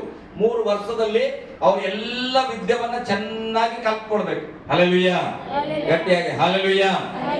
ಈಗ ನಮ್ಮನ್ನ ಸತ್ರು ಹಿಡ್ಕೊಂಡು ಹೋಗ್ಯಾರ ಅಂತ ಇಟ್ಕೊಡ್ರಿ, ಕಿಡ್ನಾಪ್ ಮಾಡ್ಯಾರ. ಅಲ್ಲಿ ಹೋದಾಗ ಈಗ ನಮ್ಮನ್ನೇ ಒಂದು 4 ಜನನ ಆರಿಸ್ಕೊಂಡ್ರ ಲೀಡರ್ ಮಾಡ್ಲಿಕ್ಕೆ. ಈಗ ನಮ್ಮನ್ನ ಆರಿಸಿ ಆ ಕಿಡ್ನಾಪರ್ ಹೇಳ್ತಾರೆ, ನಾನೇನ್ ತಿಂತೇನೆ ಅದನ್ನೇ ಆರಿಸೋದು ಕೊಡು, ದಿನಕರ್ಗೂ ಕೊಡು, ರಾಕೇಶ್ಗೂ ಕೊಡು, ದಯಾ ಬ್ರದರ್ಗೂ ಕೊಡು ಅಂತ ಹೇಳಿದಾಗ ನಾವಾದ್ರೆ ಏನ್ ಮಾಡ್ತೇವೆ? ಬ್ರದರ್ ಏನು ಕೇಳಿಲ್ಲ ನಾನು ಅವ್ರಿಗೆ, ನನ್ನ ಬಗ್ಗೆ ನಾನು ಹೇಳ್ತೇನೆ. ನಾನಾಗಿರೋ ಅಪ್ಪ ಸದ್ಯ ಸ್ತೋತ್ರ, ಮನೆಯಲ್ಲಿ ಚಪಾತಿ ಮಾಡು ಪೂರಿ ಮಾಡೋನಿಗೆ ಜಗಳ ಆಡಬೇಕಾಗ್ತಿತ್ತು. ಈಗ ಏನ್ ಮಾಡ್ಬೋದು? ಕಿಡ್ನಾಪ್ ಮಾಡ್ಕೊಂಡ್ ಬಂದನ, ರಾಜ ತಿನ್ನೋದೇ ಕೊಡ್ತಾನಂತ ಅಂದ್ರೆ ನಾನೇನ್ ಮಾಡ್ತದೆ? ಸ್ತೋತ್ರ ಅಂತೇಳಿ ರಾಜ ಕೊಟ್ಟದೆಲ್ಲ ತಿಂತಾ ಇದ್ದೆ. ಹಲ್ಲೆಲೂಯ. ನೀವೇನ್ ಮಾಡ್ತೀರಿ? ಬೇಡ ನಾವು ಉಪವಾಸ ಇರ್ತೇವೆ ಅಂತೀರ? ಇಲ್ಲ. ಸಾಮಾನ್ಯವಾಗಿ ನಾವ್ ಏನ್ ಮಾಡ್ತೇವೆ? ಕಿಡ್ನಾಪ್ ಮಾಡ್ಕೊಂಡು ಹೋಗಿರ, ಈಗ ನಮ್ಮನ್ನ ದಷ್ಟಪುಷ್ಟ ಮಾಡ್ತಾರಂತ, ಕೆಲಸ ಕೊಡ್ತಾರಂತ, ಮತ್ತೆ ರಾಜ ಏನ್ ತಿಂತಾನ ಅದನ್ನೇ ಕೊಡ್ತಾರಂದ್ರೆ ಯಾರು ಬೇಡ ಅನ್ನಲ್ಲ. ಸಾಮಾನ್ಯವಾಗಿ ಏನ್ ಮಾಡ್ತೇವೆ? ಆಯ್ತಪ್ಪ ಕೊಡ್ರಿ, ಅದನ್ನ ನಾವು ತಿಂತೇವೆ ಅಂತೇವೆ. ಆದ್ರೆ ದಾನಿಯೇಲನ ಏನ್ ಮಾಡಿದ್ರು? ಹಲ್ಲೆಲೂಯ. ಗಟ್ಟಿಯಾಗಿ ಹಲ್ಲೆಲೂಯ. ದಾನಿಯೇಲನ ನಮ್ಮ ಹಾಗೆ ನಿಮ್ಮ ಹಾಗೆ ಆಸೆ ಪಟ್ಟಿಲ್ಲ ಪ್ರೇರೆ. ನೀವು ಕೊಡಲ್ಲೇನೋ ಸ್ತೋತ್ರ, ಗೊತ್ತಿಲ್ಲ. ಆದ್ರೆ ನಾನು ಆಗಿದ್ರೆ ಪಡ್ತಿದ್ದೆ, ವಾಕ್ಯ ಗೊತ್ತಿಲ್ಲಲ್ಲ. ಈ ಯಾರಿಗೆ ಆಗ್ಲಿ ಇಲ್ಲದನ್ನ ಕೊಡ್ತೀನಿ. ಈಗ ಯಾರೊಬ್ರು ಬಂದ್ರು ನನಗೆ ಆಡಿ ಕಾರ್ ಕೊಡ್ತೇನೆ ಅಂದ್ರೆ ಬೇಡ ಅಂತೇನ? ಕೊಡ್ರಿ ಸರ್, ಕೊಡ್ರಿ ಅಂತ ಇಸ್ಕೊಳ್ತಾನೆ. ಆದ್ರೆ ದಾನಿಯೇಲನ ಹಂಗೆ ಮಾಡಿಲ್ಲ. ದಾನಿಯೇಲನ ಹೇಳ್ತಾನೆ, ಅವ್ರನ್ನ ಒಬ್ಬ ವ್ಯಕ್ತಿಗೆ ಒಪ್ಸ್ಯಾರ. ಆ ಒಂದು ಕಸ್ತಿಯ ರಾಜ ಒಬ್ಬ ಲೀಡರ್ಗೆ ಒಪ್ಸ್ಯಾರ. ಇವ್ರನ್ನ ನೀವು ತರಬೇತಿಗೊಳಿಸ್ಬೇಕು, ಟೈಮ್ ಊಟ ಕೊಡ್ಬೇಕು, ಅವ್ರು ಚೆನ್ನಾಗಿ ಉಣ್ಬೇಕು, ತಿನ್ಬೇಕು, ಬೆಳಿಬೇಕಂತ ಹೇಳಿರುವಾಗ ದಾನಿಯೇಲನ ಹೇಳ್ತಾನೆ, ಅಯ್ಯ ನಾವು ರಾಜ ಊಟ ಮಾಡಿದ ಪ್ಲೇಟ್ಗಳಲ್ಲಾಗ್ಲಿ ಅಥವಾ ಅವರು ತಂದಿರತಕ್ಕಂತ ಆ ಬಟ್ಟಲ್ನಲ್ಲಾಗ್ಲಿ ನಾವು ಊಟ ಮಾಡಲ್ಲ. ಹಲ್ಲೆಲೂಯ. ಗಟ್ಟಿಯಾಗಿ ಹಲ್ಲೆಲೂಯ. ಅವರು ಕೊಡತಕ್ಕಂತ ಆಹಾರವನ್ನ ನಾವು ತಿನ್ನಲ್ಲ, ದಯಮಾಡಿ ಕ್ಷಮಿಸ್ರಿ, ನಮಗೆ ಕಾಯಿ ಪಲ್ಯ ಕೊಡ್ರಿ ಸಾಕು, ದ್ರಾಕ್ಷರಸ ಬೇಡ, ದ್ರಾಕ್ಷರಸಕ್ಕೆ ಬದಲಾಗಿ ನೀರ್ ಕೊಡ್ರಿ ಅಂತ ಹೇಳ್ತಾರ. ಬಹಳ ಆಶ್ಚರ್ಯ. ಆತನ ಹೇಳ್ತಾರ, ದಾನಿಯೇಲ ಯೌವನಸ್ಥರ ಪ್ರಿಯರೇ, 60 ವರ್ಷ 80 ವರ್ಷದವನಲ್ಲ. ಬೈಬಲ್ ಹೇಳ್ತಾ ಯೌವನಸ್ಥರನ್ನ ಆರಿಸ್ಕೊಂಡ್ರ, ನಮಗಿಂತಲೂ ಸಣ್ಣವರು. ಆ ಯೌವನಸ್ಥರು ಎಷ್ಟು ಜ್ಞಾನ ಇದ್ದಿರ್ಬೇಕು. ಅವ್ರು ಹೇಳ್ತಾ ಇದಾರೆ, ಅಪವಿತ್ರ ಪಡಿಸ್ಕೊಳಕ್ ಆಗಲ್ಲ ನಾವು ಅದನ್ನ ತಿಂದು. ನಮ್ಮನ್ನ ನೀವೇನ್ ಮಾಡ್ಬೇಕು? ನಮ್ಗೆ ಖಾಲಿ ಸೊಪ್ಪು ಪಲ್ಯಗಳನ್ನ ಕೊಡ್ರಿ, ನೀರ್ ಕೊಡ್ರಿ, ಅದರಲ್ಲಿ ನಾವು ಬದುಕ್ತೇವೆ ಅಂತ ಹೇಳುವಾಗ ಲೀಡರ್ ಚಿಂತೆ. ಯಾಕೆ? ಇವರನ್ನ ಚೆನ್ನಾಗಿ ಸಾಕ್ಬೇಕಂತ 3 ವರ್ಷ ತನಕ ತರಬೇತಿ ಕೊಡ್ಲಿಕ್ಕೆ ಒಬ್ಬ ಲೀಡರ್ ನೇಮಿಸ್ತಾರೆ. ಈಗ ಎಲ್ಲರೂ ಕಲ್ಸ್ಕೊಂಡು ಕರ್ಕೊಂಡ್ ಬರ್ತಾರ. ಇಲ್ಲಿ ಯಾವುದೇ ಅಂಗ ದೋಷ ಇರಬಾರ್ದು, ಸೌಂದರ್ಯವಾಗಿರ್ಬೇಕು. ಇವ್ರು ಸೊಪ್ಪು ಪಲ್ಯ ತಿಂದ್ರೆ ಅಲ್ಲಿ ಒಬ್ಬ ಬಿರಿಯಾನಿ ಬೆಣ್ಣೆ ಎಲ್ಲಾ ತಿಂತಾ ಇರ್ತಾನ. ಆತ ಹಿಂಗ ಮಜಬೂತಾಗಿ ಬಂದ್ ನಿಂತಾರ. ನಮ್ಮ ರಾಕೇಶ್ ಅಂತಾರ. ಹಲ್ಲೆಲೂಯ. ಗಟ್ಟಿಯಾಗಿ ಹಲ್ಲೆಲೂಯ. ರಾಕೇಶ್ ಅಣ್ಣ ನೋಡಿದ್ರೆ ಆರೋಗ್ಯಕರವಾಗಿರ್ತಾರ. ಈಗ ರಾಕೇಶ್ ಅಣ್ಣ ಬಂದ್ ನಿಂತ್ರು, ನಾನು ಸೊಪ್ಪು ಪಲ್ಯ ತಿಂದು ಹಿಂಗ್ ಬಂದ್ ನಿಂತ್ರೆ ಹೆಂಗ ಅನಿಸ್ತದ? ಅವಾಗ ನನ್ನನ್ನು ಸಾಕಿದವನಿಗೆ ಗ್ರೇಡ್ ಕಡಿಮೆ ಆಗ್ತದೆ. ಏನೇ ನೀನು ಅರಸರು ಸರಿಯಾಗಿ ಊಟ ಹಾಕಿಲ್ಲ, ಸರಿಯಾಗಿ ಬಳಸಿಲ್ಲ ಅಂತಾರ. ಅದಕ್ಕೆ ದಾನಿಯೇಲನು, ಸದ್ರೇಕ್, ಮೇಷಕ್, ಅಬೇದ್ನೆಗೋ ಅವರ ಲೀಡರ್ ಆಗಿದ್ದಂತವ್ನು ಹೇಳ್ತಾನೆ ದಾನಿಯೇಲನೇ, ನನ್ನನ್ನ ನೇಮಿಸಿರ್ತಕ್ಕಂಥ ರಾಜನ ಮುಂದೆ ನಿಮ್ಮನ್ನ ಕರ್ಕೊಂಡು ಹೋಗುವಾಗ ನಿಮ್ಮ ಮುಖ ಏನಾದ್ರೂ ಸಪ್ಪಗಿದ್ದು ನೀವೇನಾದ್ರೂ ತೆಳ್ಳಗಾಗಿದ್ರೆ ನನಗೆ ಮರಣ ಬರ್ತದೆ. ಹಲ್ಲೆಲೂಯಾ. ಏನಂತಾನೆ? ನನಗೆ ಮರಣ ಬರ್ತದೆ, ಅದಕ್ಕೆ ನಾನು ಏನ್ ಮಾಡ್ಬೇಕು? ಅದೇ ಭೋಜನ ಪದಾರ್ಥವನ್ನ ಕೊಡಬೇಕು, ಅದೇ ದ್ರಾಕ್ಷರಸವನ್ನ ಕೊಡಬೇಕು, ಅದು ನನ್ನ ನಿಯಮ ಅಂತ ಹೇಳ್ತಾ ಇದ್ರೆ. ಹಲ್ಲೆಲೂಯಾ. ಗಟ್ಟಿಯಾಗಿ ಹಲ್ಲೆಲೂಯಾ. ಇದೆಲ್ಲ ಎಲ್ಲಿ ನಡೀತಾ ಇದೆ? ಶತ್ರುವಿನ ಪ್ರಾಂತದಲ್ಲಿ, ಅವ್ರನ್ನ ಕಿಡ್ನಾಪ್ ಮಾಡಿರುವಂತ ಪ್ರಾಂತದಲ್ಲಿ ನಡೀತಾ ಇದೆ. ಅಲ್ಲಿ ಯಾರು ಸ್ನೇಹಿತರಲ್ಲ, ಯಾರು ಬಂಧು ಬಳಗ ಅಲ್ಲ. ನೆಬೂಕದ್ನೆಚ್ಚರ್ ರಾಜನ ಇವ್ರನ್ನ ಹಿಡ್ಕೊಂಡು ಹೋಗ್ಯಾನ, ಮತ್ತೊಬ್ಬ ವ್ಯಕ್ತಿಗೆ ಒಪ್ಸ್ಯಾನ ಇವ್ರನ್ನ ಬಲಪಡಿಸ್ಬೇಕಂತ. ಆದರೆ ಹಲ್ಲೆಲೂಯಾ, ಗಟ್ಟಿಯಾಗಿ ಹಲ್ಲೆಲೂಯಾ. 9ನೇ ವಚನ ಓದ್ರಿ. ದೇವರು ಕಂಚುಕಿಯರ ಅಧ್ಯಕ್ಷನ ಮನಸ್ಸಿನಲ್ಲಿ ದಾನಿಯೇಲನ ಮೇಲೆ ಕನಿಕರವನ್ನು ದಯೆಯನ್ನು ಹುಟ್ಟಿಸಿದನು. ಹಲ್ಲೆಲೂಯಾ, ಗಟ್ಟಿಯಾಗಿ ಹಲ್ಲೆಲೂಯಾ. ಈಗ ದಾನಿಯೇಲನನ್ನ ನೋಡಿ ಆ ಕಂಚುಕಿಯ ರಾಜ ಅಥವಾ ಅಧ್ಯಕ್ಷ ಕರುಣೆ ತೋರಿಸ್ತಾ ಇಲ್ಲ. ಇವನು ಅಂಗ್ಲಾಚ್ಕೋತಾ ಇದ್ದಾನೆ, ಅದಕ್ಕೆ ಕರುಣೆ ತೋರಿಸ್ತಾ ಇಲ್ಲ. ಬೈಬಲ್ ಹೇಳ್ತದೆ, ದಾನಿಯೇಲನ ಮೇಲೆ ಆ ಅಧ್ಯಕ್ಷನ ಹೃದಯದಲ್ಲಿ ದಯೆ ತಂದಿದ್ದು ಯಾರು? ಬೈಬಲ್ ಏನಂತ ಹೇಳ್ತದೆ? ನೀವು ಇಲ್ಲಿದ್ದೀರಾ, ಇಲ್ಲಾದ್ರೂ ಹೋಗಿರಿ? ದೇವರು. ಯಾಕೆ ತಂದ್ರು? ಸುಮ್ಮನೆ ಕತೆ ಕೇಳ್ದಂಗೆ ಕೇಳ್ಕೊಂಡು ಹೋಗ್ಬಿಟ್ರೆ ದಯಮಾಡಿ ನಾವೆಲ್ಲರೂ ಬಲ ಹೊಂದಬೇಕು. ಈಗ ಅಲ್ಲಿ ದೇವ್ರ ಏನ್ ಮಾಡ್ತದಾನೆ? ಅವರನ್ನ ಸಾಕುವ ಶತ್ರುಗಳ ಪಂಗಡದ ಅಧ್ಯಕ್ಷನ ಹೃದಯದಲ್ಲಿ ದಾನಿಯೇಲನ ಮೇಲೆ ದಯೆ ಕನಿಕರವನ್ನ ದೇವರು ಉಂಟು ಮಾಡಿದನಂತ. ಹಲ್ಲೆಲೂಯಾ, ಗಟ್ಟಿಯಾಗಿ ಹಲ್ಲೆಲೂಯಾ. ಶತ್ರುಗಳ ಪ್ರಾಂತದಲ್ಲಿದ್ರು, ಶತ್ರುಗಳ ಮಧ್ಯದಲ್ಲಿ ಇದ್ರು ಕೂಡ ದಾನಿಯೇಲನ ಏನ್ ಬಯಸಿದನಂದ್ರೆ, ನನ್ನ ದೇವರಿಗೆ ವಿರುದ್ಧವಾಗಿ ನಾನು ಅಪವಿತ್ರ ಆಗಲ್ಲ, ನನ್ನನ್ನು ನೀನು ಕ್ಷಮಿಸು ಎಂಬುದಾಗಿ ಹೇಳುವಾಗ ಆ ಒಂದು ನಡತೆ ದೇವರಿಗೆ ಮೆಚ್ಚುಗೆ ಆಗಿದೆ ಪ್ರೇರೆ. ಹಲ್ಲೆಲೂಯಾ. ಅವನ ನಡತೆಗೆ ದೇವರು ಮೆಚ್ಚಿ ಶತ್ರುವಿನ ಹೃದಯದಲ್ಲಿ ಕನಿಕರ ಹುಟ್ಟಿಸ್ತಾ ಇದ್ದಾನೆ. ಇವತ್ತು ನಾನು ಹೇಳಲಿಕ್ಕೆ ಬಯಸ್ತೇನೆ, ನಮಗೆ ಶತ್ರುಗಳು ಹೆಚ್ಚಾಗುವಾಗ ಶತ್ರುಗಳ ಸಂಗಡ ನೀವು ಸ್ನೇಹ ಮಾಡ್ರಿ ಅಂತ ನಾನು ಪ್ರಸಂಗ ಮಾಡ್ತಾ ಇಲ್ಲ. ಹೆಚ್ಚಾಗುವಾಗ ದೇವರ ಜೊತೆ ನಾವು ಪ್ರಸಂಗ ಏನ್ ಮಾಡ್ಬೇಕು? ಸಂಬಂಧವನ್ನು ಹೆಚ್ಚಾಗಿ ಬೆಳೆಸ್ಕೊಳ್ಬೇಕು. ಹಲ್ಲೆಲೂಯಾ. ದೇವರಿಗೆ ಹೆಚ್ಚಾಗಿ ಇನ್ನ ನಡತೆಯನ್ನು ಸರಿಪಡಿಸ್ಕೊಂಡು ದೇವರಿಗೆ ತಕ್ಕಂತೆ ನಡೆದ್ರೆ ನಮ್ಮ ಶತ್ರುವಿನ ಹೃದಯದಲ್ಲಿ ದೇವರು ಏನ್ ಮಾಡ್ತಾನ? ಕನಿಕರ ದಯೆಯನ್ನು ಹುಟ್ಟಿಸುವನಾಗಿದ್ದಾನೆ. ಹಲ್ಲೆಲೂಯಾ. ಅವಾಗ ದಾನಿಯೇಲ ಹೇಳ್ತಾನೆ, ನೋಡಪ್ಪ ಅಧ್ಯಕ್ಷ, ನಮ್ಗೆ 10 ದಿನ ನೀನು ಕಾಯಿ ಪಲ್ಯ ಕೊಡು, 10 ದಿನ ಆದ್ಮೇಲೆ ನಮ್ಮ ಮುಖಗಳನ್ನ ನೋಡು, ಅದು ಸೌಂದರ್ಯವಾಗಿದ್ರೆ ಇದೇ ಆಹಾರ ಕೊಡು, ನಾವೇನಾದ್ರೂ ಒಣಗೋಗಿದ್ರೆ ನೀನು ಮನಸ್ಸು ಬಂದಂತೆ ಮಾಡಂತ ಹೇಳುವಾಗ 10 ದಿನಗಳ ಕಾಲ ದಾನಿಯೇಲನಿಗೆ ಸದ್ರೇಕ್ ಮೇಷಕ್ ಅಬೇದ್ನೆಗೋರಿಗೆ ಸೊಪ್ಪು ಪಲ್ಯ ಕಾಯಿ ಪಲ್ಯ ಕೊಡ್ತಾರ, ದ್ರಾಕ್ಷರಸದ ಬದಲು ನೀರು ಕೊಡ್ತಾರ, ಅದನ್ನೇ ಕುಡಿದು ನೋಡುವಾಗ ಅವರ ಮುಖವು ಸೌಂದರ್ಯವಾಗಿತ್ತಂತೆ. ಹಲ್ಲೆಲೂಯಾ. 10 ದಿನ ನೋಡುವಾಗ ಬದಲಾವಣೆ ಆಗಿದೆ. ಅದಕ್ಕೆ ಅವನು ಏನ್ ಮಾಡಿದ್ನು? ಅಪ್ಪ ಸ್ತೋತ್ರ, ಇವರಿಗೆ ಈ ಆಹಾರವನ್ನು ಕೊಡಬಹುದು ಅಂತೇಳಿ 3 ವರ್ಷಗಳ ಕಾಲ ಅವರಿಗೆ ತರಬೇತಿ ಕೊಡ್ತಾರ, ಊಟ ಉಪಚಾರ ಕೊಡ್ತಾರ. 3 ವರ್ಷಗಳು ಮುಗೀತದ. ಹಲ್ಲೆಲೂಯಾ. ಏನಾಯ್ತು? ಈಗ 3 ವರ್ಷ ಮುಗೀತು, ಟ್ರೈನಿಂಗ್ ಆಗಿದಾರ. ಈಗ ನನ್ನ ಕೈಯಲ್ಲಿ ಒಂದು 5 ಜನ, ನಮ್ಮ ಶಿವಮ್ಮನ ಕೈಯಲ್ಲಿ ಒಂದು 5 ಜನ, ಸ್ವಾತಿ ಕೈಯಲ್ಲಿ ಒಂದು 5 ಜನ, ದಿನಕರ್ ಕೈಯಲ್ಲಿ ಒಂದು 5 ಜನ, ಹಿಂಗೆ ಎಲ್ಲಾರು ಅವ್ರನ್ನ ತಯಾರು ಮಾಡಿದಾರ. ಈಗ ನೆಬೂಕದ್ನೆಚ್ಚರ್ ರಾಜನ ಮುಂದೆ ಅವರೆಲ್ಲರನ್ನ ಕರ್ಕೊಂಡು ಬಂದು ನಿಲ್ಲಿಸ್ಬೇಕು. ಆವಾಗ ಯಾರು ಸುಂದರವಾಗಿರ್ತಾರೋ, ಯಾರು ನಿಪುಣರಾಗಿರ್ತಾರೋ, ಯಾರು ಎಲ್ಲ ಜ್ಞಾನವುಳ್ಳವರಾಗಿರ್ತಾರೋ ಅವರನ್ನ ಆ ಲೀಡರ್ಗಳಿಗಾಗಿ ಆಯ್ಕೆ ಮಾಡ್ಕೊಳ್ತಾರ. ಈಗ ಎಲ್ಲರನ್ನ ತಂದು ನಿಲ್ಲಿಸ್ತಾ ಇದ್ದಾರೆ. ಹಲ್ಲೆಲೂಯಾ, ಗಟ್ಟಿಯಾಗಿ ಹಲ್ಲೆಲೂಯಾ. ಓಕೆ, 18ನೇ ವಚನ ಓದ್ಬೇಕ. ರಾಜನು ನೇಮಿಸಿದ ಕಾಲವು ಕಳೆದು ಯುವಕರನ್ನು ಸನ್ನಿಧಿಗೆ ತರತಕ್ಕ ಸಮಯವು ಬಂದಾಗ, ಕರೆತರತಕ್ಕಂತ ಸಮಯ ಬಂದಾಗ ಕಂಚುಕಿಯರ ಅಧ್ಯಕ್ಷನು ಅವರನ್ನು ನೆಬೂಕದ್ನೆಚ್ಚರನ ಸಮ್ಮುಖಕ್ಕೆ ಕರೆತಂದನು.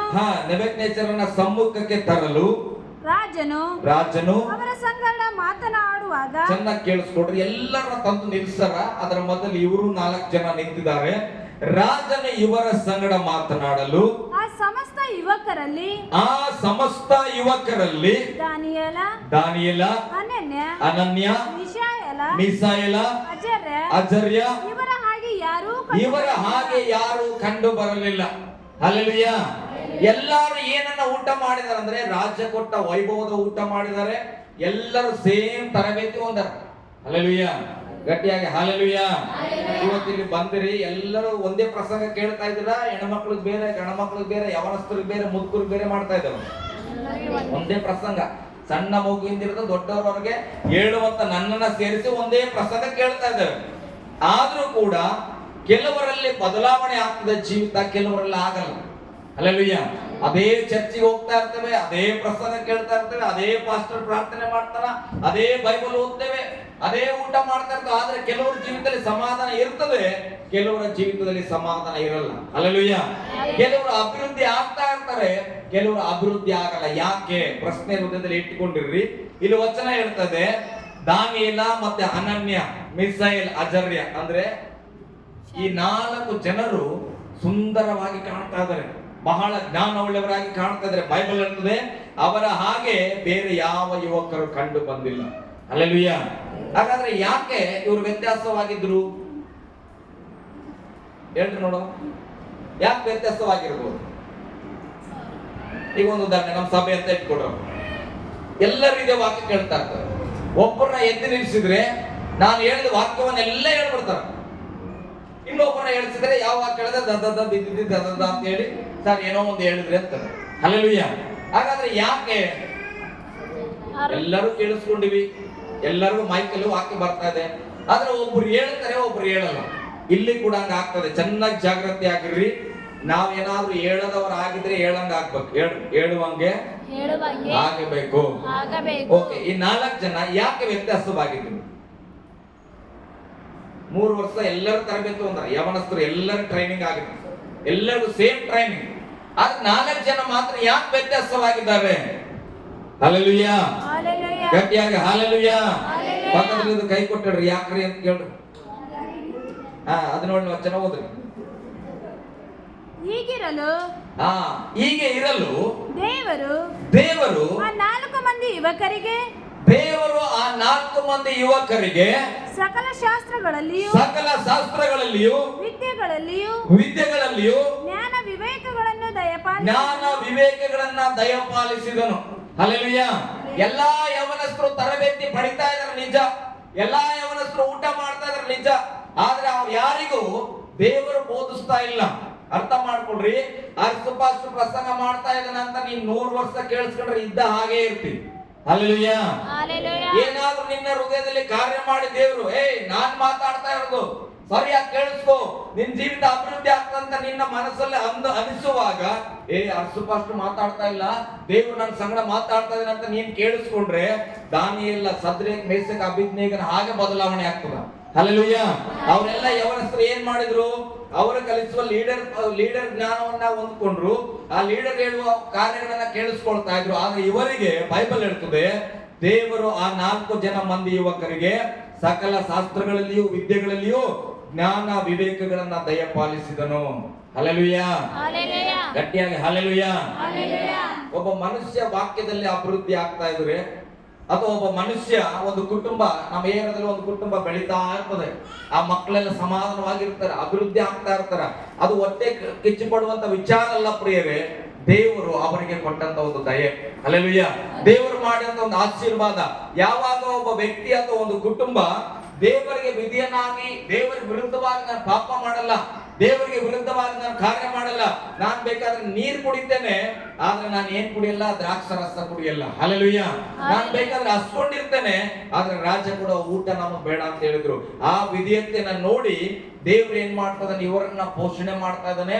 ದೇವರು ಇವರಿಗೆ ಏನ್ ಕಲಿಸ್ತಾ ಇದ್ದಾನೆ? ಜ್ಞಾನವನ್ನ ತೆರೀತಾ ಇದ್ದಾನೆ. ದಾನಿಯೇಲನಿಗೆ, ಸದ್ರೇಕ್, ಮೇಷಕ್, ಅಬೇದ್ನೆಗೋ 4 ಜನರಿಗೂ ಅವರ ವಿವೇಕವನ್ನ ಕೊಟ್ಟನು. ಹಲ್ಲೆಲೂಯ. ನಾವು ಅದಕ್ಕೆ ಹೇಳ್ತಾರೆ, ನಾವು ಕಲಿಸೋದ್ರಲ್ಲಿ ನಮ್ಮ ಮಕ್ಕಳು ಕಲಿಯಲ್ಲ. ಚೆನ್ನಾಗಿ ಅರ್ಥ ಮಾಡ್ಕೊಡ್ರಿ. ನಮ್ಮ ಅಪ್ಪ ಅಮ್ಮ ನನಗೆ ಇದನ್ನ ಯಾವ್ದು ಕಲಿಸಿಲ್ಲ. ನಾನು ಇವತ್ತು ಏನು ಅರಸುವಾಗಿ ಬದುಕ್ತಾ ಇದ್ದೇನೋ ಅಥವಾ ಪಾಸ್ಟರ್ ಆಗಿ ಬದುಕ್ತಾ ಇದ್ರೆ, ಇದು ನಮ್ಮ ಅಪ್ಪ ಅಮ್ಮ ಕಲಿಸಿದ ವಿದ್ಯೆ ಅಲ್ಲ, ಇದು ದೇವರು ಕೊಟ್ಟ ವಿದ್ಯೆ. ಹಲ್ಲೆಲೂಯ. ಈ ಬೈಬಲ್ ಕಲಿಸಿದ್ದು ಎತ್ತ ತಂದೆ ತಾಯಿ ಬಗ್ಗೆ ನನಗೆ ಗೌರವನೇ ಇರಲಿಲ್ಲ ಸರಿಯಾಗಿ, ಆದ್ರೆ ಈ ಸತ್ಯವೇದ ಹಿಡಿದ ಮೇಲೆ ಇವತ್ತು ಅವರ ಮಾತಿಗೆ ಒಂದಕ್ಕೂ ರೈಸ್ ಆಗಿ ಮಾತಾಡಬಾರ್ದು ಅನಿಸ್ತದ. ಯಾಕೆ? ಅದು ದೇವರು ಕೊಡುವ ಜ್ಞಾನ. ಅದಕ್ಕೆ ನಾವು ನಮ್ಮ ಮಕ್ಕಳಿಗೆ ಕೊಡುವ ಜ್ಞಾನಕ್ಕಿಂತ ದೇವರ ಜ್ಞಾನ ಕೊಡ್ಬೇಕ್ರಿ. ಹಲ್ಲೆಲೂಯ. ದೇವರು ನಮ್ಮ ಮಕ್ಕಳಿಗೆ ವಿವೇಕ ಕೊಡಬೇಕು, ಅಂತದೊಂದು ಪ್ರಾರ್ಥನೆಯನ್ನ ನಾವು ಮಾಡ್ಬೇಕಾಗಿದೆ. ಹಲ್ಲೆಲೂಯ. ಇಲ್ಲಿ ಏನಾಗ್ತದೆ? ಮುಂದೆ ಹೋದ್ರಿ 19ನೇ ವಚನ 21. ಬಳಿಕ ರಾಜನು ಶಾಸ್ತ್ರೀಯ ವಿದ್ಯೆಯ ಸರ್ವ ವಿಷಯಗಳಲ್ಲಿ ಅವರನ್ನು ಅವರನ್ನ ವಿಚಾರ ಮಾಡಲು ಅವನ ಪೂರ್ಣ ರಾಜ್ಯದಲ್ಲಿನ ಎಲ್ಲಾ ಜೋಯಿಸರಿಗಿಂತಲೂ ಮಂತ್ರವಾದಿಗಳಿಗಿಂತಲೂ 10ರಷ್ಟು ನಿಪುಣರಾಗಿ ಕಂಡು ಬಂದರು. ಹಲ್ಲೆಲೂಯಾ. ನಮ್ ಸಭಿಕರು ಹೆಂಗಿರ್ಬೇಕಂತ ನನ್ನ ಹೃದಯ ಅಂದ್ರೆ, ಮಾಟ ಮಂತ್ರ ಮಾಡೋರು 100 ಜನ ಇರ್ಲಿ ಅವ್ರದ್ದು. ಹಲ್ಲೆಲೂಯಾ. ಭಯಂಕರವಾದವರು, ಭಯಂಕರವಾದ ಬಲ ಇದೆ, ಏನ್ ಬೇಕಾದ್ರೂ ಮಾಡ್ತಾರ ಅವರು. ಅಂತವ್ರು ಇದ್ರು ಕೂಡ ದೇವರ ದಯೆ ನನಗೂ ನಿನಗೂ ಇದ್ರೆ, ದೇವರ ಜ್ಞಾನ ನನಗೂ ನಿನಗೂ ಇದ್ರೆ, ದೇವರೇನಾದ್ರೂ ನಮಗೆ ಶಾಸ್ತ್ರದ ವಿದ್ಯೆಗಳನ್ನಂದ್ರೆ ಧರ್ಮಶಾಸ್ತ್ರದ ವಿದ್ಯೆಯನ್ನ ಕಲಿಸುವುದಾದ್ರೆ, ಬೈಬಲ್ ಹೇಳ್ತದೆ ಆ ಪೂರ್ಣ ರಾಜ್ಯ ನೆಬೂಕದ್ನೆಚ್ಚರನ ರಾಜ್ಯದಲ್ಲಿ ಎಷ್ಟು ಜನ ಜೋಯಿಸರಿದ್ದಾರೋ, ಎಷ್ಟು ಜನ ಮಂತ್ರವಾದಿಗಳಿದ್ದಾರೋ ಅವರೆಲ್ಲರಿಗಿಂತಲೂ 10 ಪಟ್ಟು ಹೆಚ್ಚಾಗಿದ್ದಾರಂತ. ಹಲ್ಲೆಲೂಯಾ. ಅರ್ಥ ಆಗ್ತದಾ? ದೇವರ ಜ್ಞಾನ ಮಾಟ ಮಾಡೋರ್ಗಿಂತ 10 ಪಟ್ಟು ನನಗೆ ಹೆಚ್ಚಾಗಿದ್ರೆ ಅವು ನನಗೇನ್ ಮಾಡಕ್ಕಾಗ್ತದೆ? ಹಲ್ಲೆಲೂಯಾ. ನಾವು 50% ಇದ್ರೆ 50% ನಮ್ಮ ಮೇಲೆ ಅಧಿಕಾರ ಮಾಡ್ತದ. ಅದಕ್ಕೆ ನಾವೇನಾಗ್ಬೇಕು? ಅವರಿಗಿಂತ ಹೆಚ್ಚಾಗಿ ಬೆಳಿಬೇಕು. ಹೇಳಿ, ಹೆಚ್ಚಾಗಿ ಬೆಳಿಬೇಕು. ಹಲ್ಲೆಲೂಯಾ. ಶತ್ರುನ ನೋಡಿ ಅಂಜೋದಲ್ಲ, ಶತ್ರುನ ನೋಡಿ ಸ್ನೇಹ ಮಾಡ್ಕೊಳ್ಳೋದಲ್ಲ. ಆಯ್ತು ಬಿಡ್ರಿ, ಆಯ್ತು ತಪ್ಪಾಯ್ತು ನಮ್ದೆ, ಹಂಗಲ್ಲ. ಏಡಿಗಳ ಜೀವಿತ ಅಲ್ಲ. ಹಲ್ಲೆಲೂಯಾ. ಬೈಬಲ್ ಹೇಳ್ತದೆ ತಿಮೋಥೆಯ ಪುಸ್ತಕದಲ್ಲಿ ಏನಂತ ಗೊತ್ತಾ? ನಮಗೆ ದೇವರು ಕೊಟ್ಟಿರೋ ಆತ್ಮ ಏಡಿತನದ ಆತ್ಮವಲ್ಲ, ಧೈರ್ಯವುಳ್ಳ ಆತ್ಮ, ಶಿಕ್ಷಣ ಉಳ್ಳಂತ ಆತ್ಮ, ಪ್ರೀತಿ ಉಳ್ಳ ಆತ್ಮ. ಈ 3 ನಮ್ಮಲ್ಲಿ ಕೆಲಸ ಮಾಡೋ. ಧೈರ್ಯವಾಗಿ ಇರ್ಬೇಕು, ಜ್ಞಾನ ನಮಗೆ ಇರ್ಬೇಕು. ಶಿಕ್ಷಣ ಅಂದ್ರೆ ಜ್ಞಾನ ಇರ್ಬೇಕು. ಎಲ್ಲರನ್ನ ಪ್ರೀತಿ ಮಾಡುವ ಮನಸ್ಸಿದ್ರೆ ಮಾಟ ಮಂತ್ರದವ್ರನ್ನು ಕೂಡ ನಾವು ಗೆಲ್ಲಬಹುದು. ಹಲ್ಲೆಲೂಯಾ. ಬೈಬಲ್ ಹೇಳ್ತದೆ ಅವ್ರು ಏನಾಗಿದ್ರು, ದಾನಿಯೇಲ ಅವ್ರು 4 ಜನ ಏನಾಗಿದ್ರು? 10ರಷ್ಟು ನಿಪುಣರಾಗಿ ಕಂಡು ಬಂದರು. ಆಮೇಲೆ ದಾನಿಯೇಲನು ರಾಜನಾದ ಕೋರೆಷನ ಆಳ್ವಿಕೆಯ ಮೊದಲನೇ ವರ್ಷದ ತನಕ ಸನ್ನಿಧಿ ಸೇವಕನಾಗಿಯೇ ಇದ್ದನು. ಹಲ್ಲೆಲೂಯಾ. ಅದಕ್ಕೆ ದಾನಿಯೇಲನ ಏನ್ ಮಾಡ್ತಾರ ಗೊತ್ತಾ? ಸನ್ನಿಧಿಯ ಮೇಲೆ ದೊಡ್ಡ ಸೇವಕನಾಗಿ ಇಡ್ತಾರ. ಅದಕ್ಕಾಗಿ ಅಲ್ಲಿದ್ದವರೆಲ್ಲ ಮುಂದಿನ ವಚನ ಓದುವಾಗ ಅಲ್ಲಿ ಏನ್ ಬರ್ತದೆ? ದಾನಿಯೇಲನನ್ನು ಹೇಗಾದ್ರೂ ಮಾಡಿ ಅಪವಿತ್ರ ಮಾಡ್ಬೇಕು, ಆತನನ್ನ ತೆಗೆದಾಕ್ಬೇಕಂತ ಅನೇಕ ಹೋರಾಟ ನಡೀತದ. ಅಂದ್ರೆ ದೇವರು ಶತ್ರುಗಳ ಮಧ್ಯದಲ್ಲಿ ನಾವು ಜೀವಿಸುವಾಗ, ಎಡಗಡೆ ಬಲಗಡೆ ಮುಂದ್ಗಡೆ ಹಿಂದ್ಗಡೆ ಮನೆಯವರೆಲ್ಲ ಶತ್ರುನೆಂತ ಇಟ್ಕೊಂಡು ಅದರ ಮಧ್ಯದಲ್ಲಿ ಜೀವಿಸುವಾಗ ನೀನು ದೇವರಿಗೆ ಮೆಚ್ಚುಗೆಯಾಗಿ ಜೀವಿಸಬೇಕು. ಹಲ್ಲೆಲೂಯಾ. ಪಕ್ಕದಿಂದ ಕೈ ಕೊಟ್ಟು ಹೇಳ್ರಿ, ದೇವರಿಗೆ ಮೆಚ್ಚುಗೆಯಾಗಿ ಜೀವಿಸ್ರಿ. ಅವಾಗ ದೇವರು ಏನ್ ಮಾಡ್ತಾನೆ? ಶತ್ರುಗಳನ್ನ ಮಿತ್ರರನ್ನಾಗಿ ಮಾಡ್ತಾನೆ. ಇಲ್ಲಿ ಏನಾಯ್ತು? ಈಗ ಅವ್ರನ್ನ ಯಾರು ಜೀತಕ್ಕೆ ಇಟ್ಕೊಂಡು ಹೋಗಿದ್ರು ಅವರೇ ದಾನಿಯೇಲನನ್ನ ಉನ್ನತ ಸ್ಥಾನದಲ್ಲಿ ಇಡ್ತಾ ಇದ್ದಾರೆ, ಅಧಿಕಾರದ ಸ್ಥಾನದಲ್ಲಿ ಇಡ್ತಾ ಇದ್ದಾರೆ. ಯೋಸೇಫನ ಜೀವಿತದಲ್ಲಿ ಏನಾಯ್ತು? ಯೋಸೇಫನ್ನ ಏನ್ ಮಾಡಿದ್ರು? ಮನೆಯವರೆಲ್ಲ ಮಾರ್ಬಿಟ್ರು. ಆತನನ್ನ ಮಾರಾಕ್ ಬಿಡುವಾಗ, ಆತನ ಒಬ್ಬ ರಾಜನ ಮನೆಯಲ್ಲಿ ಇದ್ದಾಗ ಅವನ ಹೆಂಡತಿ ಏನ್ ಮಾಡ್ತಾಳ? ಆತನನ್ನ ಆಸೆ ಪಟ್ಟು ಆತನ ಒಪ್ಪದೇ ಇರುವ ಕಾರಣ ಆತನ ಮೇಲೆ ತಪ್ಪೋರಿಸ್ಬಿಡ್ತಾಳ. ಈತನು ನನ್ನನ್ನು ಹಾಳು ಮಾಡಕ್ ಬಂದಿದ್ರು ಎಂಬುದಾಗಿ. ಆವಾಗ ಆ ರಾಜ ಸಿಟ್ಕೊಂಡು ಏನ್ ಮಾಡ್ತಾನೆ? ತಗೊಂಡೋಗಿ ಯೋಸೇಫನನ್ನ ಸೆರೆಮನೆಯಲ್ಲಿ ಹಾಕ್ಬಿಡ್ತಾರೆ. ಪ್ರೇಮ. ಹಲ್ಲೆಲೂಯಾ. ಗಟ್ಟಿಯಾಗಿ ಹಲ್ಲೆಲೂಯಾ. ಐಗುಪ್ತ ದೇಶ ಬೇರೆ ದೇಶ, ಮಾರಾಟ ಮಾಡಲ್ಪಟ್ಟಂತ ದೇಶ, ಯೋಸೇಫನ ಸ್ವಂತ ದೇಶ ಅಲ್ಲ. ಅಲ್ಲಿಯೂ ಕೂಡ ನಂಬಿಗಸ್ತನಾಗಿದ್ರು. ಆತನ ಮೇಲೆ ಆಪಾದನೆ ಬಂದು ಸೆರೆಮನೆಯಲ್ಲೇ ಹಾಕ್ಬಿಟ್ಟಾರ. ಈಗ ಜೈಲಲ್ಲಿ, ಜೈಲ್ ಅಂದ್ರೆ ನಮ್ಗೇನು ಅತ್ಯಮಾವ ಮಾಡ್ದಂಗ ಮಾಡ್ತಾರ? ನಮ್ಮ ಅರಸು ಬರ್ತಾ ಇದಾರ, ಚಿಕನ್ ಮಟನ್ ತರವ ಅಂತ ತರ್ತಾರ? ಇಲ್ಲ. ಯೋಸೇಫನ್ ಹೋಗಿರೋದು ಎಲ್ಲಿಗೆ? ಸೆರೆಮನೆಗೆ ಹೋಗ್ಯಾನ. ಸೆರೆಮನೆಗೆ ಹೋದ್ರೆ ಹೆಂಗಿರ್ತದ ಪರಿಸ್ಥಿತಿ? ಕೆಲವು ನ್ಯೂಸ್ ಗಳನ್ನ ಇವತ್ತೆಲ್ಲ ನೋಡಿದ್ರೆ ಗೊತ್ತಾಗ್ತದ. ಬಹಳ ಪಬ್ಲಿಕ್ ಅಲ್ಲಿ ನಡೀತಾ ಇದೆ. ಸೆರೆಮನೆಯಲ್ಲಿ ಹೋದ್ರೆ ನೀನ್ ಎಂತವನಾರ ಆಗಿದ್ರೆ ಏನ್ ಕೊಡ್ತಾರ ಅವರು? ಅದೇ ಬೆಡ್ ಕೊಡ್ತಾರ, ಅದೇ ಊಟ ಕೊಡ್ತಾರ, ಅದೇ ಸ್ಲೇಟ್ ಕೊಡ್ತಾರ. ಹಲ್ಲೆಲೂಯಾ. ಈಗ ಯೋಸೇಫನು ಕೂಡ ಸೆರೆಮನೆ ಒಳಗಡೆ ಇದ್ದಾನೆ. ಸೆರೆಮನೆ ಒಳಗೆ ಇದ್ದಾಗ ದೇವ್ರು ಏನ್ ಮಾಡಬಹುದು? ಒಂದು ವಚನ ಓದೋಣ ಪ್ರೇರಣೆ. ಆದಿಕಾಂಡ ಪುಸ್ತಕ 39ನೇ ಅಧ್ಯಾಯ 21ನೇ ವಚನ ಓದ್ರಿ. ದೇವರು ಶತ್ರುಗಳ ಮಧ್ಯದಲ್ಲಿ ಕಾರ್ಯ ಮಾಡ್ಲಿಕ್ಕೆ ಶಕ್ತಿ ಎಂಬುದಾಗಿ ಚೆನ್ನಾಗಿ ಅರ್ಥ ಮಾಡ್ಕೋಬೇಕು. ಓದ್ರಿ. ಆದರೂ 38ರಿಂದ ಅರ್ಥ ಆಗ್ತದೆ ಸ್ವಲ್ಪ.